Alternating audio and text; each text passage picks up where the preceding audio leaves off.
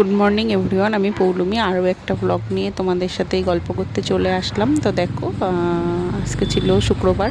তো আমি সকাল সকাল উঠে দেখছিলাম গাছটায়, দেখো দেখে বোঝা যাচ্ছে না কিন্তু দেখো কতগুলো আম হয়েছে। তো তারপর দেখতে দেখতে এখানে আমি সকালের খাবার বানিয়ে নিচ্ছিলাম। এখানে আজকে চানার ডাল বানাচ্ছিলাম আর ডিম সিদ্ধ হয়ে গেছে, এখানে দুধও বসিয়ে দিয়েছি।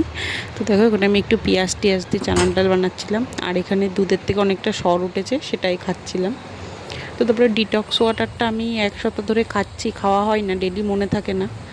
তো তারপরে স্নান করে আমি এখানে পুজো দিয়ে নিলাম।